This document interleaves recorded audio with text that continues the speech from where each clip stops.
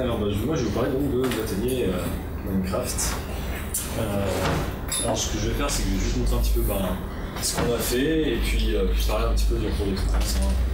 Très original, c'est donc c'était quoi le but Le but c'était un petit peu de faire des gamins des super hackers, leur montrer que voilà, le jeu Minecraft, ils le connaissent a priori presque tous, j'y reviendrai. Et juste autoriser tout ça. Et en fait le but du jeu c'était essayer de leur montrer que en ayant le code du jeu en fait on arrive à aller modifier des choses dans le code et on arrive à faire des choses assez rigolotes. Donc qu'est-ce qu'on a fait, qu'est-ce qu'on peut faire? Je vais vous montrer ce qu'on peut faire. Le meilleur truc c'est la TNT. Ça c'est un succès génial avec les gamins. Je vais juste vous montrer un petit peu vite fait en espérant que ça aille assez vite. Donc je vais juste commencer par... Donc là en fait on a... Je vois pas ma souris, c'est on a un autre kit en fait, c'est quelque chose qui est téléchargeable sur internet avec tout le code source du jeu, etc. On lance le jeu, qui se trouve sur le mauvais écran forcément. Donc voilà, on va juste aller... Je sais pas que là. Je sais pas si je vais y arriver. On va y avoir quelque chose, ouais. Alors ce que je vais juste faire, je sais pas si vous connaissez un peu le jeu, je vais juste faire péter un bout de dynamite. Voilà, hop, ici. Voilà, très bien. Et je veux juste, là où je veux juste attirer votre attention sur la taille de l'explosion. Ouais, ça sera un peu merci. Je vais faire quel bloc?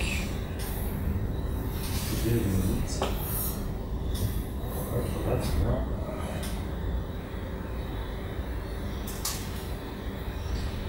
Boum, ça a sauté, ok, voilà, on a fait une explosion, parfait. Maintenant on sauve tout ça, on s'en va. Et voilà ce qu'on pouvait faire du coup pendant l'atelier. On pouvait aller voir dans le code source, aller voir qu'il y a une classe qui s'appelle Entity TNT Flag. Et puis voir que là-dedans il y a un truc qui s'appelle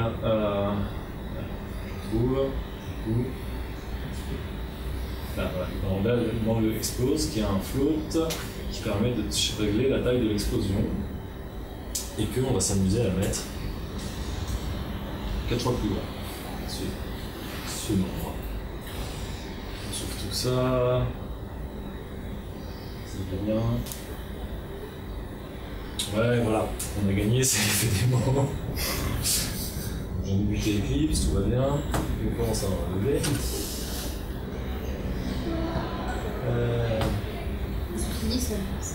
Hop.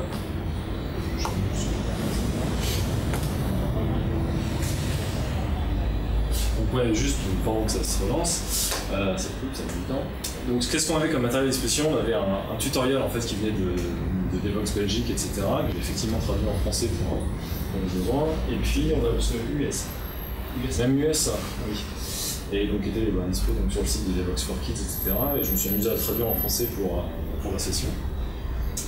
Et puis on avait donc ce qu'on appelle le mode kit, qui est donc en fait tout ce code source là, de Minecraft. En fait on a vraiment tout le code source du jeu. Et puis on a en fait ils ont packagé ça assez sympathiquement, les amis justement de Devox US, dans un gros zip dépendant des plateformes qui permet de lancer tout ça, d'avoir un Eclipse dedans avec toutes les sources bien remontées, etc. Donc ça c'était pratique quand on est. Parce qu'on a copié tout ça le matin vite fait sur toutes les machines. Et puis donc voilà, alors je reviens à ma démo, du coup c'est un peu décousu. Donc là je relance mon jeu après avoir fait la modif de la taille d'explosion, comme d'habitude distension de 0. On relance la carte, on va remettre ça, hop. Voilà. Ok, super. Et donc, qu'est-ce qu'on pouvait faire de la maison? On pouvait aller remettre une TNT. Là, on va allumer. Et puis regarder un peu ce que ça donne au niveau de la taille de l'explosion. Voilà, c'est légèrement plus haut. Donc là, on a mis juste 16. Puis je vous laisse imaginer quand on commençait à mettre 150, etc. Il y a des gamins qui ont réussi à faire planter une machine, et en mettant en fait quand l'explosion arrive, en fait, il faut qu'ils recalculent tous les blocs, etc. Et ça prend tellement de ressources au bout d'un moment, donc c'est la 3D, machin, tout ça, Au bout d'un moment, il y a même une machine qui a craché en fait. La JVM et le jeu, ça arrivait plus qu'une fois, mais il y en a, ils sont même allés jusqu'à la machine, certains, ça me faisait un peu surpris. Mais du coup, c'était marrant. C'est du Java. C'est pour ça, c'est du Java. Et donc voilà, donc ça c'était un petit peu ce qu'on pouvait faire. Et ce qu'on a fait. Donc il y avait d'autres modifications, on pouvait faire d'autres choses, etc. Mais Java. Et donc voilà ce qu'on avait à dispo, donc le modding kit dont je vous ai montré un petit peu un extrait, et puis le tutoriel de Wikidata de DevOps for Kids d'LGM. Et puis on a eu donc les 3 sessions avec les gamins. Alors on était 3 adultes pour encadrer en général une dizaine de gamins. Ce qui fait que ouais, voilà, il y en a un qui en avait que 2 et d'autres qui en avaient 4. Et on a eu 3 sessions avec les, c'était quoi? C'était les 10, 10-15, voilà. Alors je sais pas comment ça s'est fait, mais les groupes, etc., enfin, il me semble que ça s'est réparti plus ou moins naturellement, mais ils étaient un peu triés par âge en fait, les 10-15 ans. Et ça s'est fait comme ça. Alors c'était assez amusant parce que du coup on a eu la première session avec les... Nous on les a vus dans cet ordre-là en fait. La première session c'était avec les gamins les plus âgés. Et donc notamment, j'ai mis cette image-là parce qu'on a eu un gamin qui connaissait le jeu mais par cœur quoi. Ce qui fait qu'en gros dès qu'on a nous on avait un truc qu'on savait pas, en général il répondait aux autres gamins sur le jeu. Donc ça c'était plutôt un peu humiliant mais c'est bien, c'est bon pour l'ego. Et donc c'était assez amusant. Il faut que j'arrive à placer une phrase comme il faut avant le tonnerre hein, quand même. Et du coup, donc on a eu cette session-là où on a eu... Enfin, moi je me suis retrouvé avec des gamins, donc soit qui connaissaient le jeu par cœur, et du coup il y avait des modifications, elles étaient assez intéressantes, etc. Soit j'ai eu 2 gamines aussi qui connaissaient pas du tout le jeu, mais genre il a fallu que j'explique ce que c'était que Minecraft, et qui du coup, enfin, n'ont pas trop accroché à ce moment-là. Enfin, il y a une des gamines qui m'a même dit bon, ok, c'est cool, on peut faire un autre jeu maintenant. Bah, j'ai pas le code source d'autre jeu en fait. Donc bon, enfin, là, c'était intéressant. Et puis après, on est passé à la deuxième session. Alors, la deuxième session, c'était plus rigolo parce que c'était justement les plus petits, les 10-15 ans. Et donc là, par contre, ça partait en live complet.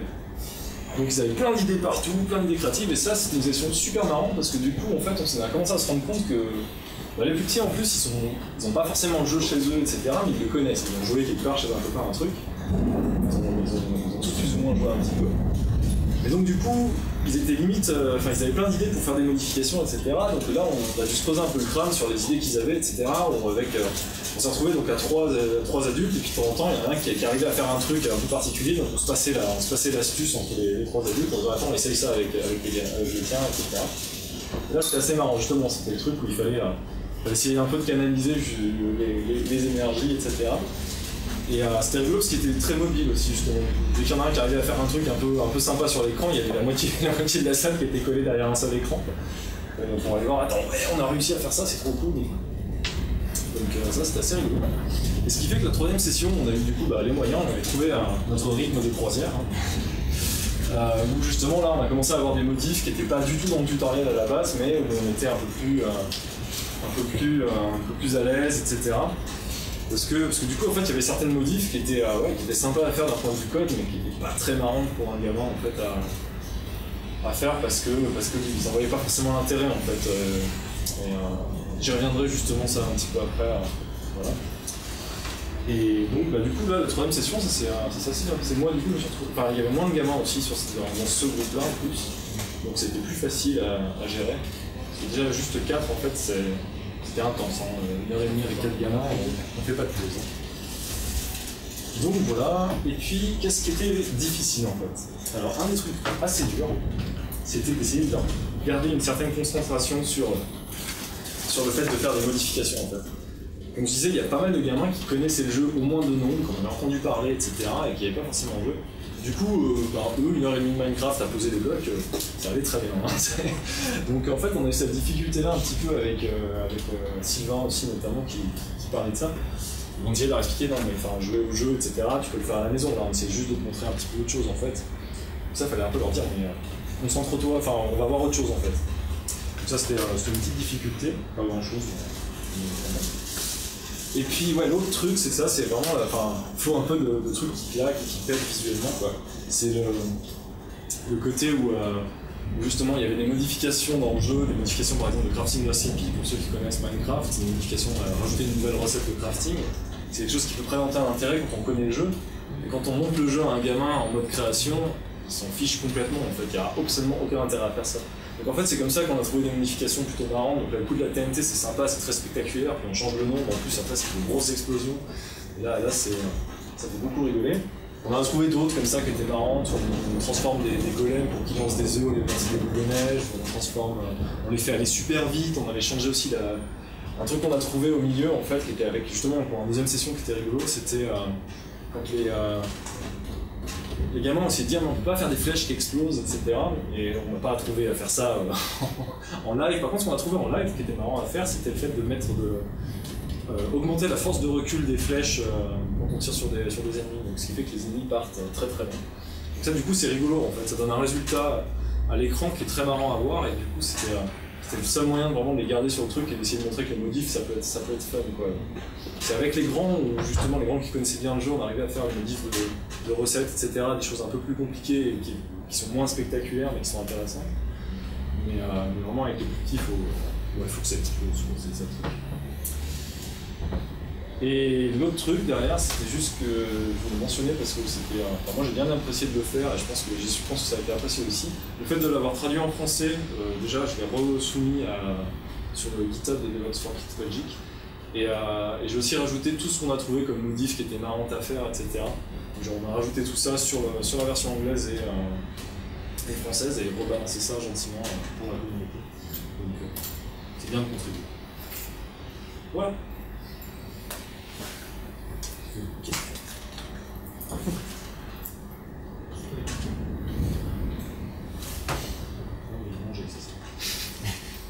Tu avais préparé beaucoup avant parce que là pour trouver la classe de la flèche, le recul, tout ça, alors, tu peux pas ce qu'on chercher en avait préparé, live. c'était qu'on avait fait tous de notre côté, on avait un peu suivi le tutoriel.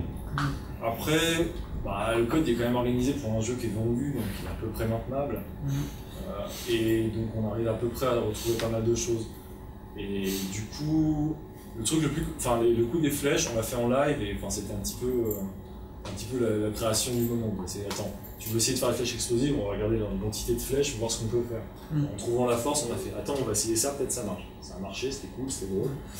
Mais du coup, c'était ça. Enfin, ça, c'était vraiment pas préparé. On a réussi à trouver 2-3 trucs rigolos comme ça, un petit peu au fur et à mesure en fait. Mais du coup, les gamins ils proposent des trucs. Tu vois un peu jusqu'où tu peux aller sur ça, et puis limite tu pars sur une autre idée, et ça marchait pas mal, ça c'était cool. C'était l'autre truc qu'on a trouvé comme ça, c'était le golem qui lance des œufs en fait. Ouais. Les œufs c'est pas au hasard, c'est juste que quand on a regardé les classes dans le truc, c'était le même héritage, les œufs et les boules de neige, bon on va essayer de mettre les œufs à la place, puis ça passe.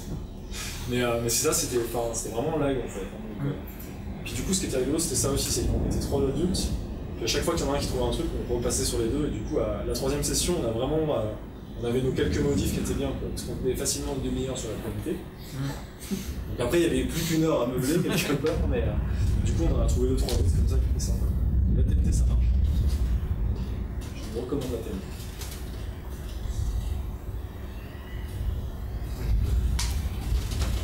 Je pas trouvé ça difficile de rentrer dans un truc de là. On a gardé une grosse abstraction là-dessus, si tu veux. Ce qu'on a fait, c'est modifier des petites valeurs ou avoir des bouts de copier-coller de code. Et l'objectif, c'était pas d'apprendre Java. Mais c'était quand même très guidé vers ce qu'il fallait faire. Ouais, le tutoriel il est vraiment explicite, c'est une recette de cuisine. Après, on arrive à amener des fois certains gamins à essayer de comprendre ce qu'ils sont en train de faire. J'aimais bien la photo que tu as montrée, c'est ce que j'ai bien aimé faire avec les grands justement, c'était. En fait, la recette de crafting, c'est un tableau de 3 cases par 3 cases. Et dans le jeu, c'est un ensemble de 3 strings, en fait. Donc 3 lettres à chaque fois, puis après tu dis ce que c'est que la lettre. Donc en fait, tu as tout un coding à expliquer là derrière. Et ça, avec les grands, ça marchait. C'est-à-dire que tu leur expliques que tu l'as fait, etc. Tu les introduis avec des modifs d'abord. Et après, quand tu commences à arriver sur ça, tu arrives à leur dire, ok, vraiment ça c'est un peu plus compliqué, tu leur expliquer un peu ce qu'ils sont en train de faire et c'est codé comme ça, etc. Mais tu vas pas apprendre Java, c'est pas le but. L'intérêt, c'est que leur montrer déjà ce que c'est qu'un idée. Alors moi, tu peux rentrer, voilà, moi j'ai passé ma journée, je faisais la même chose. Non mais ça a réduit la distance et puis juste fait 2-3 raccourcis, aller chercher dans un fichier et tout comme ça. C'est pas aller chercher dans l'ordre à l'école. Voilà. L'année dernière, moi je leur avais vraiment fait coder du Java avec Jane Foot. Et là, en 1h30, c'est pas possible. J'avais un tutoriel et il fallait c'est 2h30 pour faire un snack. Et la première heure, c'était long. Hein. C'est la première heure, ils ont recopié du code, ils comprenaient ce qu'il y a recopié, quoi. Mais au bout d'une heure, le serpent, il bouge toujours. Là, tu fais la pause goûter, les gars. Bon, après, tu reviens, le snack bouge. Alors là, Ça revient à ce que je disais. après, une fois que le snack bouge, c'est le déchaînement. Mais avant, c'est un peu long. Quoi. Minecraft, c'est fun tout de suite. Quoi. C'était ça, c'était justement ça, c'est le côté où quand c'est pas fun, justement, enfin, ils s'embêtent un peu devant. C'était le côté où quand tu trouves des modifs qui sont marrantes, une fois que tu as fait la modif, il y avait 2-3 autres trucs, on faisait accélérer les golems par exemple, et puis tu combinais ça avec une autre où derrière eux ils laissaient une traînée de glace, et puis ce qui fait qu'en 2 minutes tu avais une patinoire immense. Ça c'était marrant justement, visuellement, d'un seul coup tu as un truc qui est rigolo. C'est quoi un golem? C'est une flèche qui bouge. Ce qu'ils aimaient bien, c'était tester, changer les valeurs. Faire exploser les machines avec la map. Avec la TNT. Ça, encore une fois, la TNT, c'est le. C'est vrai que moins de 10 ans, c'est pas possible. Déjà, ce 10 ans, en fait, vous pouvez les laisser 1h30 à trifouiller des blocs, ça veut dire. En fait, ouais, il y a du code si tu veux, au pire, on va regarder, mais c'est parce que t'insistes. Ah, je suis obligé d'en refaire le coup.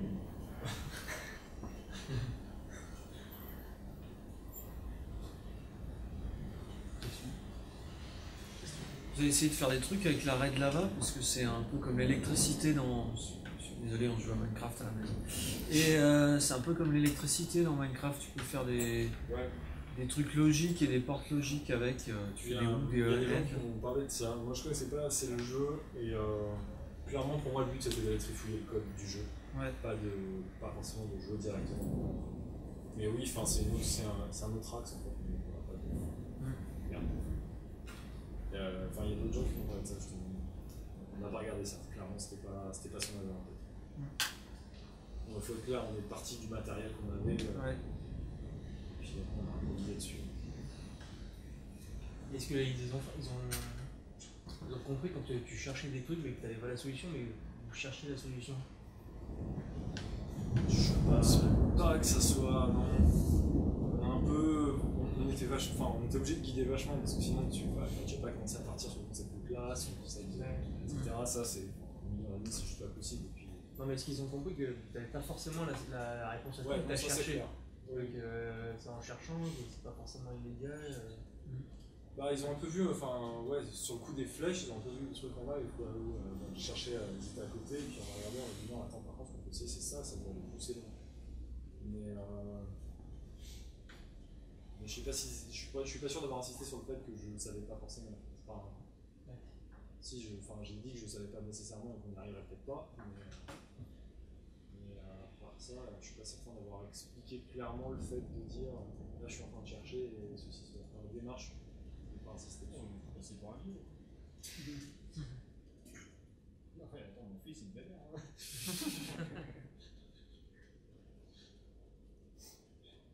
Clairement, on a fait que de la modification de valeurs. On n'est pas allé sur des trucs de comportement. Les 2-3 comportements vachement modifiés, c'est comment lancer des œufs à la place de lancer des boules de neige, ou le fait de modifier un peu le comportement des cochons pour qu'ils restent en l'air. C'est des trucs. Mais ça, c'était clairement la recette de cuisine. Là, je ne suis pas certain